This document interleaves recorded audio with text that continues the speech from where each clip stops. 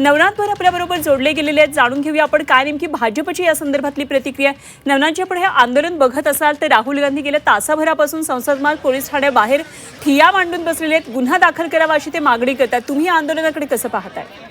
राहुल गांधी यांची नौटंकी सुरू आहे आणि जेएनजीच्या मुद्द्यावरून आपलं रिलॉन्चिंग करण्याचा हा राहुल गांधींचा अयशस्वी प्रयत्न आहे.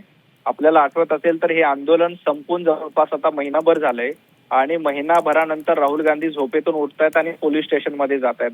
मुळामध्ये या सगळ्या प्रकरणामध्ये स्वतः गृहमंत्री अमित शाह संसदेमध्ये निवेदन द्यायला देखील तयार होते, परंतु राहुल गांधी यांनी पळपुटेपणा केला आणि संसदेमध्ये चर्चा देखील होऊ दिली नाही. आणि आता महिनाभर झाल्यानंतर राहुल गांधीला जाग आली आणि ते पोलीस स्टेशनमध्ये जाऊन ही एक राजकीय नौटंकी करण्याचा प्रयत्न आहे. त्याच्या पलीकडे काहीही नाही. यांना माहित आहे की एवढं मोठं आंदोलन करून देखील या देशामध्ये अराजकता पसरली नाही, आपला उद्देश सफल झाला नाही. त्याच्यामुळे राहुल गांधींची अस्वस्थता वाढली आणि त्या अस्वस्थतेतून आता हे आंदोलन सुरू आहे. मुळामध्ये FIR दाखल करा ही मागणी राहुल गांधींना महिनाभरानंतर का सुचली?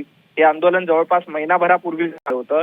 विद्यार्थ्यांवर कुठेही अशा पद्धतीचे चुकीचा प्रकार झाला नाही, तरी देखील राहुल गांधी जाणीवपूर्वक सरकारची बदनामी करायची, स्वतःचं रिलॉन्चिंग करायचं, एवढाच एकमेव अजेंडा घेऊन राहुल गांधी हे आंदोलन करतायत. नवनाथजी, राजकीय मुद्दे हे सगळे ठीक आहे, म्हणजे तुम्ही आरोप करताय ते की अशा प्रकारे त्यांनी आंदोलन केलेलं आहे. मात्र जे विद्यार्थ्यांना घेऊन ते तिथे आलेले ते जखमी आहेत आणि त्या विद्यार्थ्यांचं असं म्हणणं आहे की पॅलेट गनचा वापर झालेला आहे आणि सगळे व्रण त्यांच्या अंगावर आहेत. ते जखमी अवस्थेमध्ये तसं दिसतात सुद्धा या व्हिज्युअल्समध्ये. ही सगळी व्यथा घेऊन आलेत.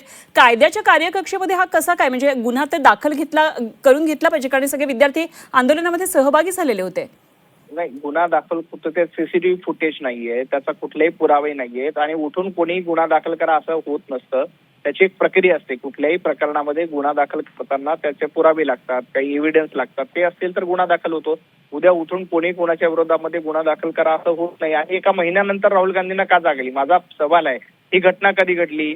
साधारणतः महिनाभरापूर्वी घटना घडली. 20 जुलैच्या दरम्यान. 20 जुलै. आता 20 ऑगस्ट उलटून गेला. महिनाभरानंतर तुम्हाला जाग येते आणि महिनाभरानंतर तुम्ही झोपेतून उठता आणि तुम्हाला असं वाटतं की नाही आता गुन्हा दाखल केला पाहिजे, त्यासाठी आंदोलन केलं पाहिजे. याआधी जेव्हा ही घटना घडली तेव्हा मागणी का केली नाही? मुळामध्ये सरकारला बदनाम करायचं आणि जेएनजीच्या नावावर रिलॉन्चिंग करायचं, एवढा एकमेव अजेंडा आणि एवढा एकमेव कार्यक्रम राहुल गांधींचा आहे.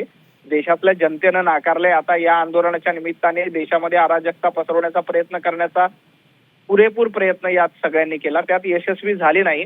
म्हणून आता हा दुसरा प्रयत्न त्यांचा चालू आहे.